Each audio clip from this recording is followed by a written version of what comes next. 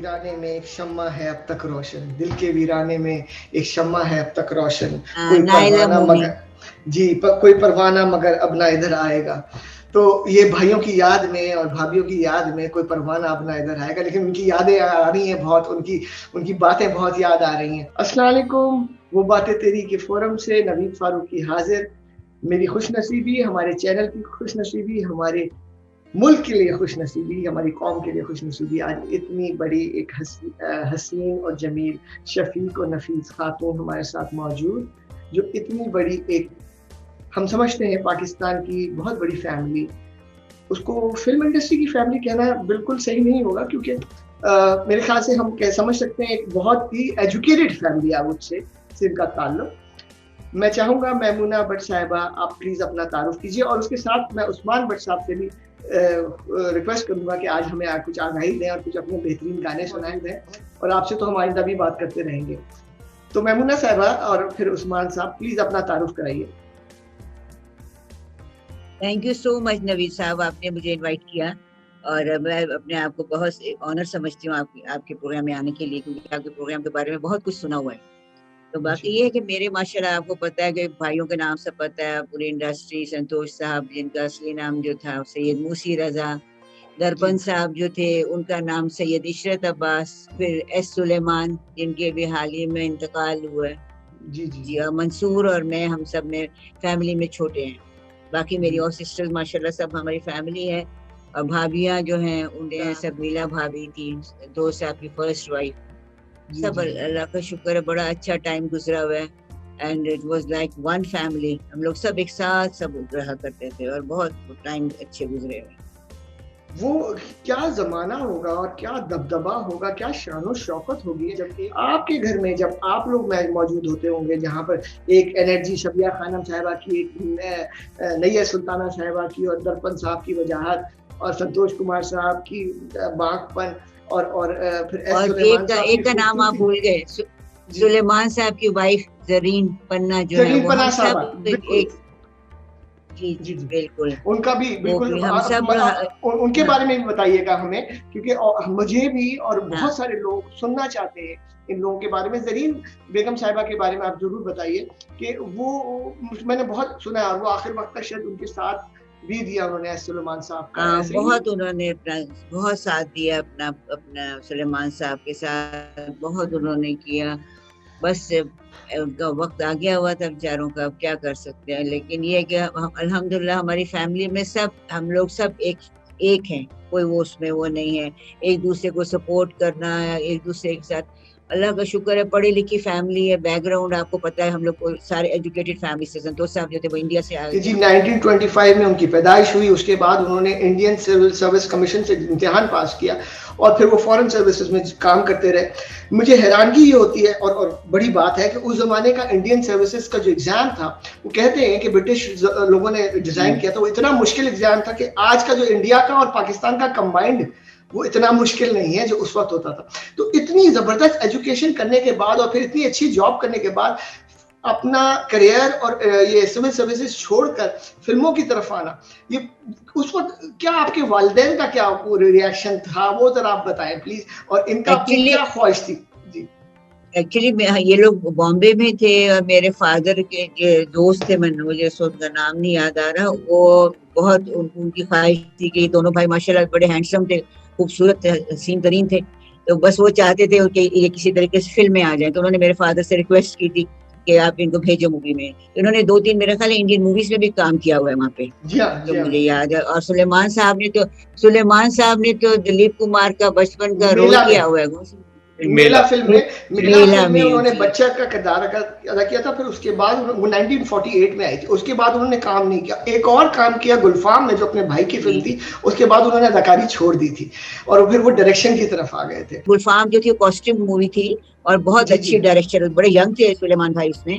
और दरपन साहब ने अपनी पिक्चर वो खुद बनाई थी, हमारी अपनी प्रोडक्शन थी, और उसमें इन्होंने क्या गजब की डायरेक्शन दी थी, और सब इन लोग एक्टिंग कराई थी सुलेमान साहब ने उसमें।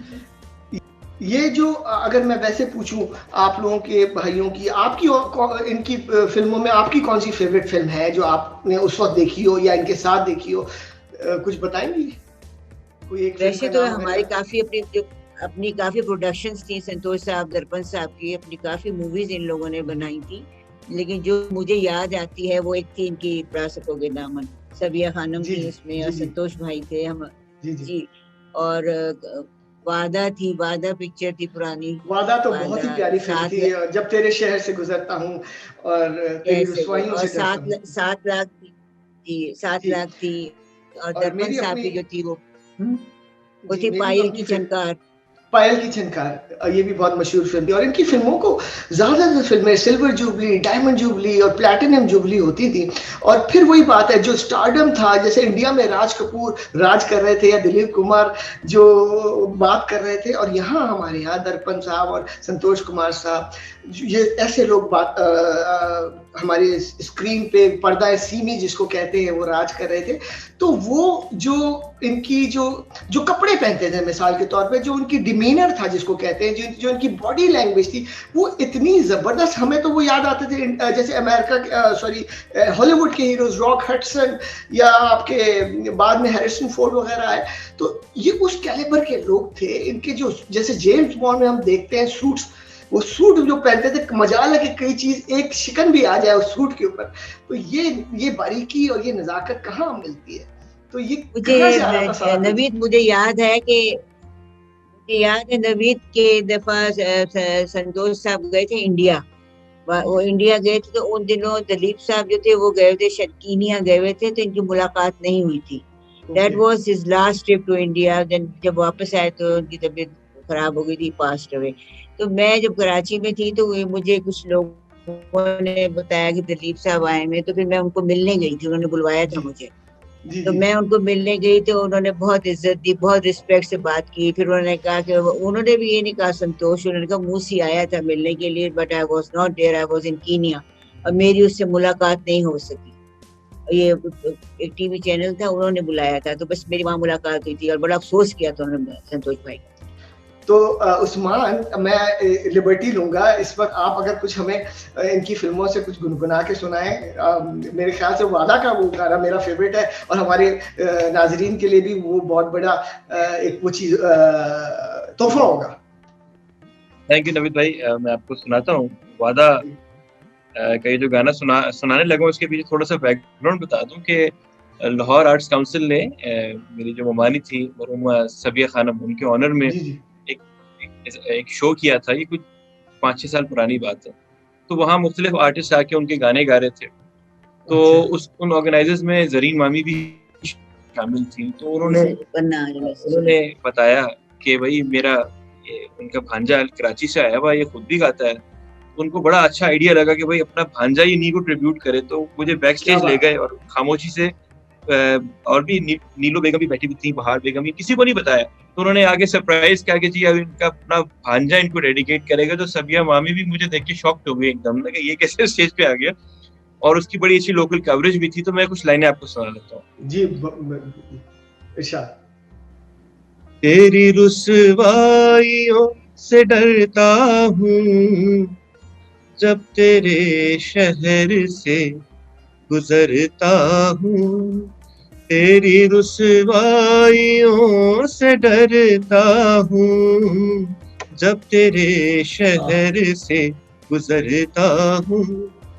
हाल दिल भी न कह सका गरचे, तू रही मुद्दतों करीब मेरे।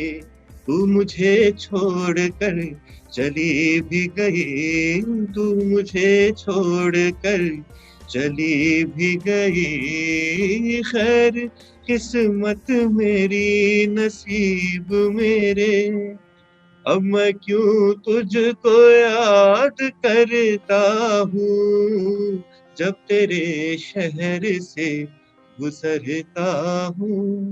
तेरी रुसवाइयों से डरता हूँ, जब तेरे शहर से गुजरता हूँ। वाह! बेहतरीन, बहुत शुक्रिया, बहुत शुक्रिया। मज़ा आ गया आज तो, और अभी मैं आपसे और भी सुनूँगा। मुझे एक बात याद आ रही थी, मेरे वालिद साहब जब हयात थे, तो वो बहुत ज़िक्र करते थे आपके भाइयों का और भाभियों का, क्योंकि उनके वो आइकन्स होते थे, उनके वो हीरोज़ होते थे। और इसी तरीके से हमारे ग्रुप में हमारे एक मेरे मामू हैं, he is the only surviving member of the eldest in the family, और बाकी सब लोग दुनिया फ़ानी से कूच कर चुके हैं। तो वो मामू से मैं अक्सर मज़ीद बात ले, तो उन्होंने मुझे बात बताई और मैं उनका रेफ़रेंस देके शेयर करना चाहता हूँ। कह लें कि 1954 और 53 में पाकिस्तान और इंडिया का क्रिकेट मैच था, और उस वक़्त फ़ज़ल महमूद और हफ़ीज़ कारदार साहब क्रिकेट टीम के हमारे प्लेयर्स थे। तो उस मैच की एग्ज़िबिशन मैच था, शायद देखने के लिए सबिया खानम साहिबा और संतोष कुमार साहब देखने आए थे। तो कहते इतना रश था, तो इंडियन क्रिकेटर्स को लोग नहीं देख रहे थे, ये सबिया खानम और जो संतोष कुमार साहब जहाँ बैठे हुए थे, वो सारा रश वहाँ लग गया था। तो टीम वाले खड़े होकर जो मैच हो रहा था वो उधर करके उनको देख रहे थे कि भाई यहाँ ये क्या हो रहा है। तो इतनी उनकी स्टारडम था, इतनी उनकी माशाल्लाह से शान और शौकत थी और खूबसूरती थी। वो कहते हैं कि वो जो स्टेडियम भी बनाया गया था नवाब बहावलपुर ने, उस वक्त वर्ल्ड क्लास स्टेडियम बना था, लेकिन उस स्टेडियम में जो गूंज थी वो संतोष कुमार और सबिया खानम साहबा की थी। बिल्कुल तो सही बता रहे हैं मैं आपके मामू, बिल्कुल सही कह रहे हैं, क्योंकि मैं भी आपको छोटा सा एक बताती हूँ कि हम जी लोग जी छोटे थे, हम लोग मरी बहुत जाया करते थे। उस वक्त मरी बहुत खूबसूरत होता था, मॉल रोड पे भी, और क्राउड भी बहुत ज्यादा, सिलेक्टेड एजुकेटेड लोग बहुत होते थे। तो मैं इनके साथ जाती थी, तो सबिया भाभी अल्लाह बख्शे वो बुर्का पहन के जाती थी कि जी उनको कोई पहचान ना ले। और फिर मैं उनके साथ जाती थी, या किसी हम लोग कहीं कैन यू बिलीव इट कि हम लोग किसी शॉप पे जा रहे हैं, she was all covered with बुर्का और मैं साथ होती थी। तो हम लोग एक शॉप पे गए, तो I don't know how people come to know कि जी सबिया खानम आई हुई, there was lot of crowd outside. तो मैंने पूछा, मैंने कहा भाभी जान ये क्या हुआ है, क्या हुआ है? कहती है आई डोंट नो, मैं तो बुरके में दे रहे कि प्लीज आप अपना नकाब उठाएं, उनको दिखाएं, ताकि हम बाहर कैसे जाएंगे। फिर एनीवे तो बेचारे जो ओनर था शॉप का, उसने काम डाउन कराया। फिर भाभियन से कहा कि आप प्लीज नकाब उठा कर दे, ताकि यहाँ इतना माल पे मजमा लग गया था, आपको बता नहीं सकती मैं। और फिर इसी जबरदस्त। तरह हम संतोष साहब, वहाँ बड़ा मशहूर होटल होता था सैम्स, माल जी पे जी जी सैम्स जी होटल माल होता पे था, जी जी रेस्टोरेंट होता था। जी जी हाँ, जी बिल्कुल। तो हम लोग वहां जाते थे, संतोष भाई में वो बड़े अपने अपने फैंस के साथ मिक्सअप हो जाते थे, और बड़े उनका कभी उन्होंने ये नहीं करा कि जैसे होता है कोई एटीट्यूड दिखाया हो या कोई। अगर वहाँ विंडो में, और स्पेशली बैठते ही विंडो पे थे, कि अगर लोग नीचे से देख के आवाज दे रहे हैं उनको संतोष, तो आगे से वेव करते थे, उनको स्माइल्स देते थे। मतलब आपको पता है उस वक्त के माहौल के लोग सारे एजुकेटेड थे, they knew how to maintain respect. बहुत अच्छी आपने बात बताई, और मैं ये चाहूंगा वो भी बताएं कि जैसे अब रमजान चल रहे हैं, आजकल रमजान का मौका है, और ईद वगैरह पे खास तौर पे जब आप लोग यहाँ महफिल जमती थी या लोग आते थे, तो क्या होता था? मतलब क्या गाने बजाने होते थे, क्या हल्ला गुल्ला होता था, लतीफे क्या उनसे होते थे, वो बताइए। नवीद, इतना मजा आता था कि आपको बता नहीं सकती। और एक हमारे उस वक्त के कैमरामैन होते थे असद जाफरी मरहूम, ओके। वो फिल्म इंडस्ट्री में बहुत ज्यादा हर एक की मतलब पिक्चर्स वगैरह लेने, मैगजीन्स में डालना। और फिर हमारे घर में माशाल्लाह इतना बड़ा दावत होती, क्योंकि हम संतोष भाई के हम बड़े बड़े भाईजान थे उनके, इसीलिए सब हमारे घर आया करते थे। दरपन साहब भी, सुलेमान साहब, सारे। और हम लोग, मेरी बहनें, हम तो छोटे वहीं पे होते थे, मंसूर, हम लोग एक ही कर। लेकिन इतनी रौनक, ये जरीन भाभी पन्ना जो हैं जी जी वो जी भी, सारे ये लोग आते थे। और इतना भाईजन से ईदी लेने वाला सीन तो याद है अभी तक, झपट्टा मारते थे ईदी दें। आपको पता है उस वक्त छोटी से छोटी चीज तो उसको बड़ा ऑनर बिल्कुल करते थे, बिल्कुल ये बिल्कुल। के भी ईदी है कि इसमें। तो बस वसीना जब्बी और सुलेमान भाई मरहूम जो थे, वो सबसे ज्यादा शरारती थे। वो ऐसे होता था जैसे कि एक शरारती बच्चा नहीं घर में होता। जी जी हम जी हालांकि छोटे थे, हम उनसे छोटे थे, लेकिन वो हमसे भी छोटों की तरह बिहेव करते थे। सबसे पैसे छीन रहे हैं, लड़ाई, हाथापाई, झपट्टा, लॉन में गिरे हुए हैं, और मस्ती हो रही है। सबिया भाभी भी बीच में ही है, और एक तरह पे सब हमारे यहाँ माशाल्लाह लंच होता था, फोटोशूट होता था इन लोगों का। हम लोग तो खैर बहनें, हम लोगों का तो नहीं होता कि हम लोग कभी सामने नहीं आते थे। ये तो अब इतना वो हो गया कि वो लोग दुनिया में नहीं रहे, तो उनके बारे में बताना पड़ता है, अदरवाइज हम लोग पीछे थे। नहीं, मैं समझता हूँ कि ये लोग हमारी कौम का, हमारे मुल्क का एहसास है और ये इनका हक बनता है कि इनके बारे में बताया जाए, बात की जाए। और जितनी हम अपनी ये जो जैसे यूट्यूब पे और सारे सोशल मीडिया पे हमारा इंटरव्यू अब आर्काइव हो जाएगा, तो इसका मतलब ये हुआ, अब आप समझिएगा कि लाइब्रेरी के अंदर इन लोगों की ये पर्सनल बातें जो कि लोगों को नहीं पता होंगी, आज वो रिकॉर्ड में आ जाएंगी। तो ये हमारी खुशनसीबी है और मुल्क की खुशनसीबी। मान आप बताएं कि अगर आपकी क्या फीलिंग होती है जब आप अपने मामू और मामियों के बारे में सुनते हैं, या देखा हो या तस्वीरों में, या अपने माँ बाप से कि भाई ये ऐसे लोग थे, और फिर लिविंग इन दीज टाइम्स, आज के दौर में एज वी ऑल लिविंग 2021 में, तो आप किस तरह से इसको यार फील करते हैं as a young man? Because I would also feel proud but also feel sad too कि यार आजकल वो बात नहीं है लोगों में। सो व्हाट डू यू से? मैंने बचपन में तो संतोष साहब को मैं बाबा कहता था, तो देखा है, बल्कि उन्होंने गुट्टी दी थी मुझे, दर्पण साहब को देखा है, माशाल्लाह से अपनी ममानियों को देखा है। हाँ तो सबिया ममानी, नैयर सुल्ताना, मतलब सारी इस पूरे माहौल में पला बड़ा हूँ, देखा है, अपनी आंखों से शूटिंग्स देखी है, एस सुलेमान साहब की शूटिंग्स भी देखी है, बल्कि एक प्ले उनका था जिसमें मैंने एक्ट भी किया था, और वो उन्होंने डायरेक्शन मुझे दी थी, मैंने उसमें एज अ हीरो काम भी किया था। और क्या उन्होंने अनवर मकसूद वाला तो नहीं, ये अनवर मकसूद वाला तो नहीं? जी, उनकी मिसेस थी इमराना मसूद का प्ले था, राबिया जिंदा रहेगी जी, राबिया जिंदा रहेगी, जी। उसमें क्या उन्होंने डायरेक्शन की थी। मैंने इसके अलावा भी 3-4 प्लेस किए, लेकिन जो शुलू मोहम्मद के साथ डायरेक्शन की देखी थी, अब यकीन कीजिए मैं बयान नहीं कर सकता इसमें। तो वैसे तो शोध आजकल कम हो रहे हैं, लेकिन जब भी होते हैं और जब लोगों को पता चलता है कि उसी फैमिली से मेरा ताल्लुक है, तो जिस तरह आपने फरमाइश की कि भाई वादा का गाना सुना दो, या मुखड़ा का गाना सुना दो, या दर्पण साहब का सुना दो, तो फिर फरमाइशें जो है वो वहाँ शुरू हो जाती है, और वो फिर मुझे दूसरे एक they see me in a different light, and I am very proud of it, माशाल्लाह, अल्हम्दुलिल्लाह।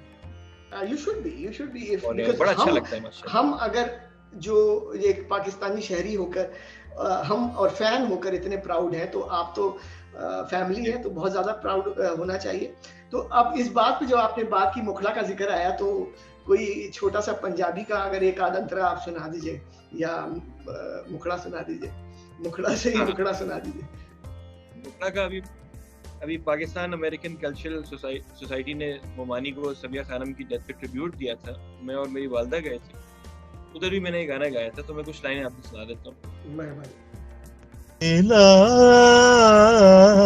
ठहर जा यार दा नजारा लैण दे, कोई प्यार वाली सजना नू गल कहण दे, कोई प्यार वाली सजना नू गल कहण दे, दिला ठहर जा यार दा नजारा लैण दे, आए समयल बेले अखां मिलने दे बेले, आए समयल बेले अखां मिलने दे बेले, दिला खुशियां मड़ा हो गए सजना दे मेले, अज अखियां नू अखियां दे नाल खैड़ दे, अज अखियां नू अखियां दे नाल खैड़ दे, दिला ठहर जा यार दा नजारा लैण दे, नजारा लैण दे, नजारा लैण दे। बहुत शुक्रिया। ये तो आपके साथ तो मैंने एक नहीं 3-4 प्रोग्राम करूंगा। आपकी तो मतलब माशाल्लाह इतनी जबरदस्त आवाज है और इतने प्यारे गाने गा रहे हैं आप, मैं तो यहीं पर झूमना शुरू कर दूंगा। अच्छा, बहुत शुक्रिया उस्मान। मैमूना साहिबा, मैं आपसे जो आपने हमारे साथ खजाने शेयर किए, कुछ मैं उस पर बात करना चाहूँगा। आपने बड़ी ज़बरदस्त तस्वीरें मेरे साथ शेयर की हैं, तो मैं ये चाहूँगा जो आपने तस्वीरें मुझे शेयर की हैं, उन तस्वीरों के बारे में एक एक करके बताएं, क्योंकि हम उसको अपने प्रोग्राम का हिस्सा बनाएंगे। और वो तस्वीरें मेरे ख्याल से खजाना इस वजह से मैं कह रहा हूँ कि किसी ने और पहले नहीं देखी होंगी, और हमारे नाज़रीन बहुत खुश होंगे वो देखकर। उसमें खास तौर पे जो एस सुलेमान साहब की तस्वीर है राज कपूर साहब के साथ, मैं देख रहा था, और लोग कितना एडमायर करते हैं राज कपूर साहब को, लेकिन राज कपूर उनके सामने मदहम हुए हुए, मतलब वो उनका जो उनकी एनर्जी और सलमान भाई की जो जान है, खूबसूरती है, जो स्टाइल है, उनका ग्लैमर है, करिश्मा है, राज कपूर मान पड़े हैं। तो प्लीज उन तस्वीरों के बारे में कुछ बताइए। जिसमें दर्पण साहब ने, हम दर्पन साहब है और मेरी बड़ी बहन है, हम दोनों के साथ खड़े हुए हैं, इन्होंने ऐसे गले में हाथ डाला हुआ है। तो वो ये हमारे अपने घर की तस्वीर है, ये मुस्लिम टाउन की।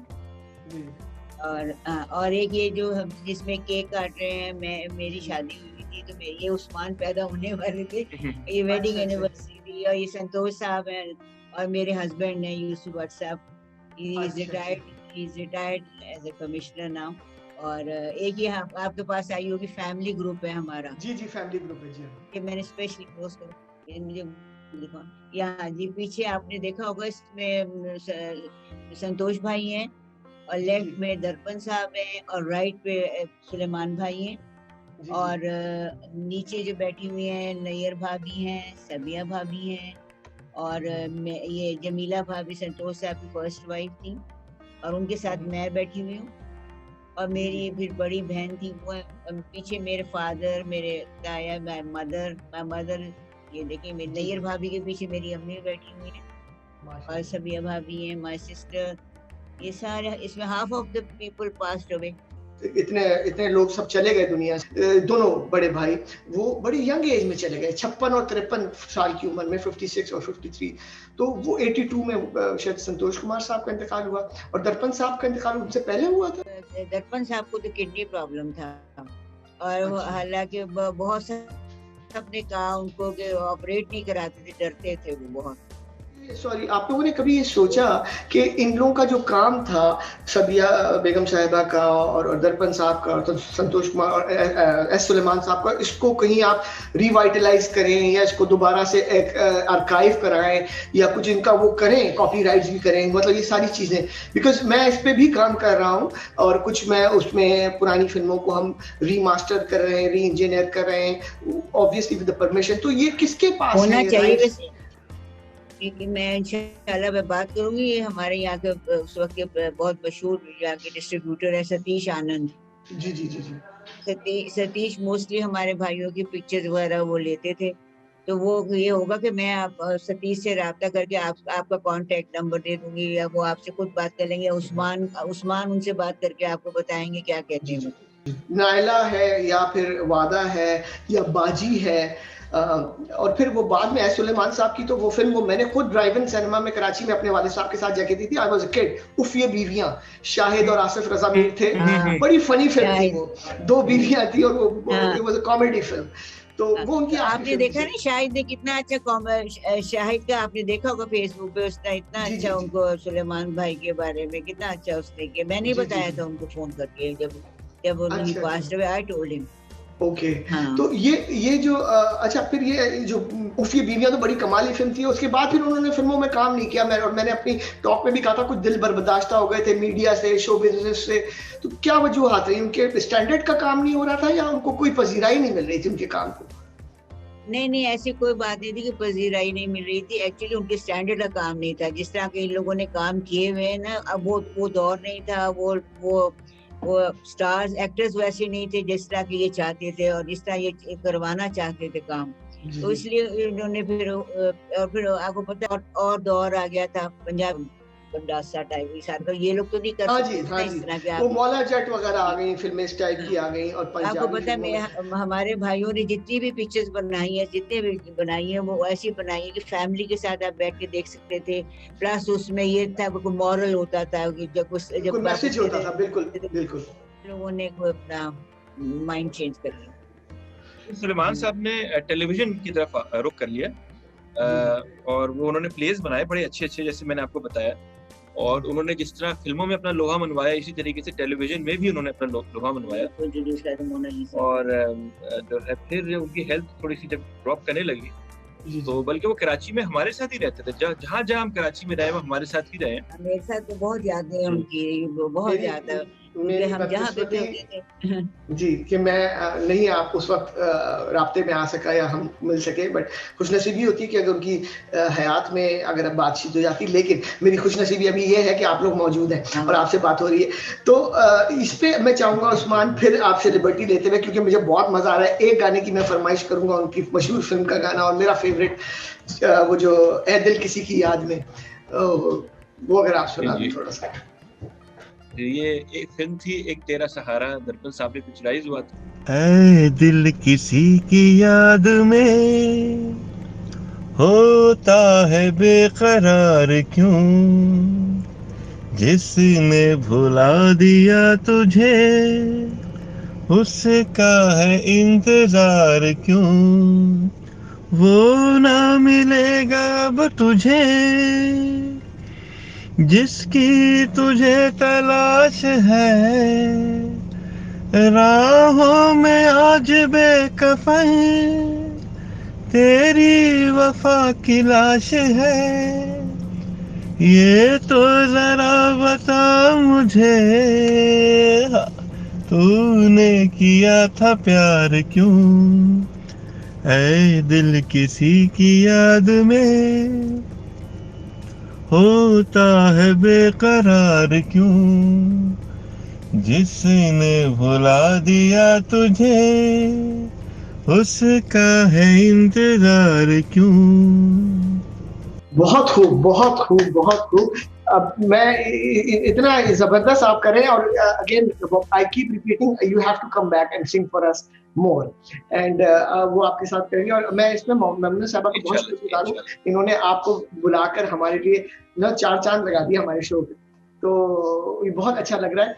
अच्छा मुझे ये बताइएगा कि अब आप लोग आज के बच्चों के लिए, फ़िल्म मेकर्स के लिए, क्योंकि देखें मैं समझता हूँ हमारी फिल्म इंडस्ट्री को तबाह किया गया जब ज़िया का दौर आया और उसमें हमारी इंडस्ट्री तबाह हो गई और जो लाहौर एक इंडस्ट्रियल फिल्म इंडस्ट्री का हब था वो कराची शिफ्ट हो गया और फिर जो लाहौर में लोग बिरयानी बेच रहे थे वो फिल्में बनाना शुरू कर दी मेरे ख्याल से। इस तरीके से मैं सुनता हूँ, देखता हूँ, पढ़ता हूँ। जूस वाले भी, जूस वाले भी। तो उसके बाद जब ये और उससे पहले जब आपके अनवर कमाल पाशा साहब जैसे बड़े-बड़े नाम मौजूद थे और वो और आपके भाई दर्पण साहब और संतोष कुमार और सुलेमान साहब मौजूद थे और वो फिल्में बना रहे थे, वो कैलिबर वो नहीं आ सका और अब तक नहीं आया और आहिस्ता-आहिस्ता वो पिकअप कर रहा है।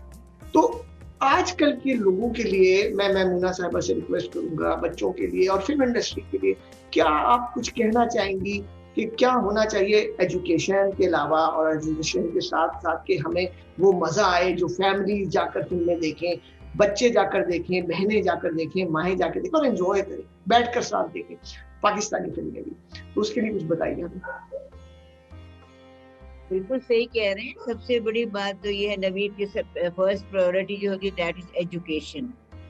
आप एजुकेट करें या आप खुद पढ़े लिखे होंगे, फिर आप अगर आप इस लाइन में आते भी हैं तो एटलीस्ट यू शुड नो, और आप किसी एकेडमी से आते हैं और आपको कुछ पता हो, कुछ नॉलेज जरूर होनी चाहिए हर चीज़ की, चाहे वो डायरेक्शन की हो या एक्टिंग की हो, तो ताकि अब जो दौर आ रहा है सब जो देखने वाले हैं दे आर ऑल्सो एजुकेटेड और जो एक्ट करने वाले हैं they are also educated.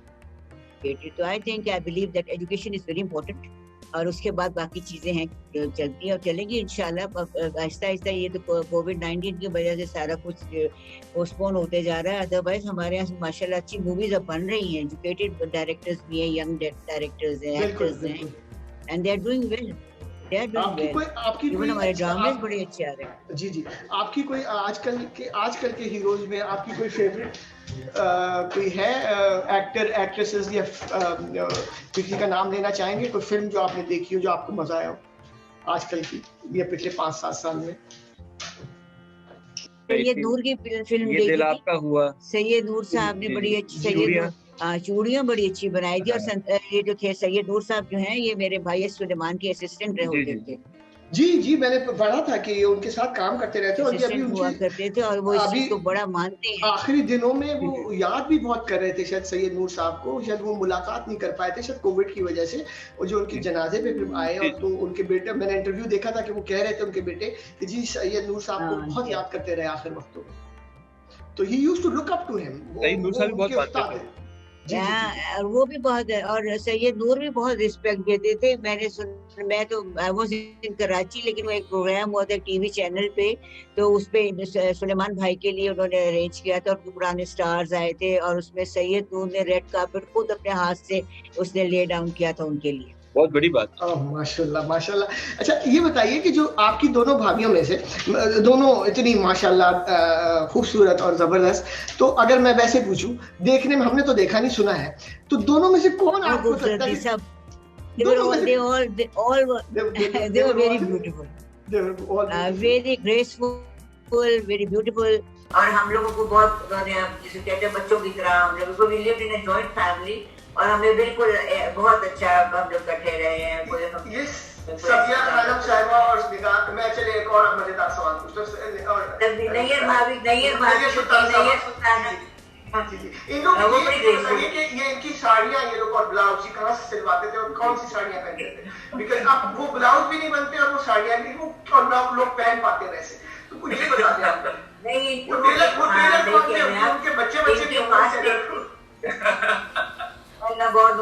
Taylor, लेकिन ये कि उनके टेलर उन लोगों के साथ स्पेशल होते थे, इनके जो इनके ब्लाउज स्टिच करते थे या इनके ड्रेसेस बनाते थे, तो उनके अपने सारे हर कोई, सबिया भाभी, नैयर भाभी वाज वेरी ग्रेसफुल, वो भी माशाल्लाह बहुत जिसको कहते हैं, और लेकिन ये लोग बहुत दीनदार थी दोनों मेरी भाभियां माशाल्लाह। सुलेमान साहब के बेटे जो है माशाल्लाह वो भी लाहौर में, एक टर्की में है। अल्लाह का शुक्र है, अल्लाह का शुक्र अल्हम्दुलिल्लाह सब सही है, अल्लाह का करम है। उसने जब सुलेमान साहब के जो बेटे हैं जिब्रान, उन्हीं के पास होते थे सुलेमान साहब, और उसने बहुत टेक केयर किया अपने फादर का, कि आपको बता नहीं सकती, इतनी एक्सपेंसिव उनकी जो इक्विपमेंट्स होते थे जो वो सारे उनके लिए रखे हुए थे, अटेंडेंट, और आई डोंट नो, मैं तो होकर आई हूँ ना, मैं कि my brother when I went to Lahore, कोई चीज ऐसी नहीं थी जो उस बच्चे ने अपने बाप के लिए ना किया हो। जी जी अच्छा, बहुत अच्छी बात है और बड़ी खुशनसीबी की बात है ऐसे वालिदैन के लिए, उनकी औलाद जिनको इतना करे, और ये हमारा हक भी बनता है और फर्ज भी बनता है। ये बताइए कि जो उन तीनों भाइयों को, जो भाभियों के अलावा हीरोइंस में कौन हीरोइन ज्यादा एक्टिंग के लिहाज से पसंद थी? शमीम आरा या उस जमाने में और कौन? निगार सुल्ताना साहिबा, एक्टिंग की बात करूं, जिनको आपने सुना हो कि वो उनकी तारीफ करते हैं बहुत एक्टिंग की। निगार सुल्ताना के बारे में तो मैं इतना नहीं जानती, क्योंकि वो तो इंडिया की बात है, बॉम्बे में हम तो यहीं पे पैदा हुए, इतनी ज्यादा मेरे पास उनके बारे में कुछ वो नहीं है। यहाँ का ये है कि शमीम आरा के साथ बहुत काम किया दोनों भाइयों ने, और सुलेमान भाई ने भी बहुत काम किया उनके साथ, और बड़ा कहते ना उसको, वो बहुत अच्छी, अल्लाह बख्शे, बहुत अच्छी स्टार थी वो भी शमीम आरा। और नैयर भाभी और सबिया भाभी तो खैर थी ही।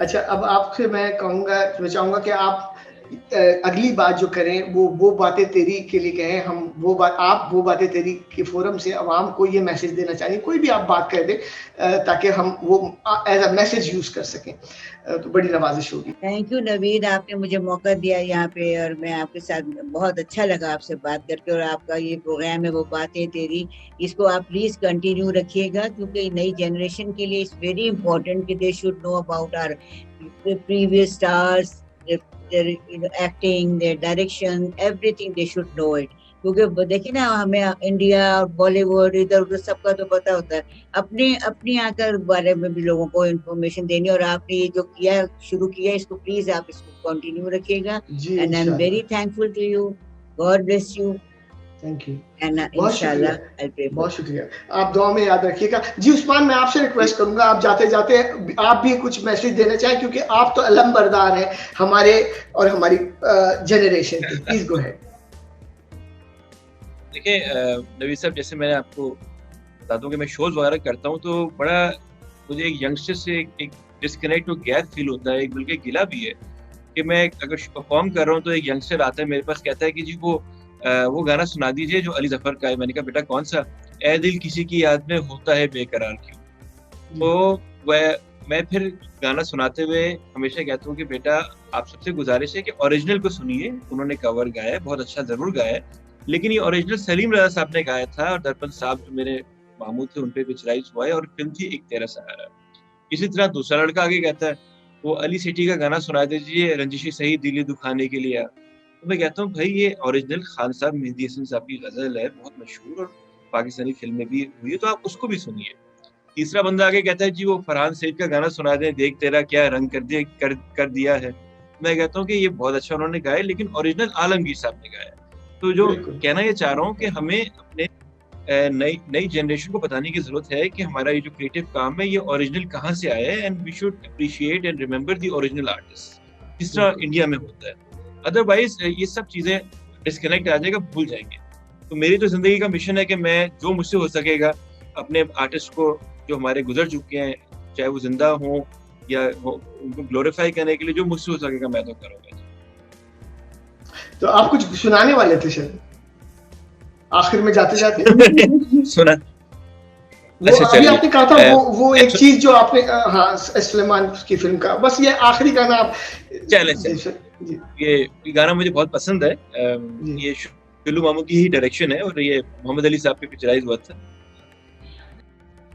जिंदगी के दर्द को सहोगे तुम, दिल का चैन ढूंढते रहोगे तुम, जख्म दिल जब तुम्हें सताएगा, तुमको एक शख्स याद आएगा, जब कोई प्यार से बुलाएगा, तुमको एक शख्स याद आएगा, तेरे लब पे नाम होगा प्यार का, शम्मा देख कर जलेगा दिल तेरा, दिल कहीं जब सुकून न पाएगा, तुमको एक शख्स याद आएगा, जब कोई प्यार से बुलाएगा, तुमको एक शख्स याद आएगा।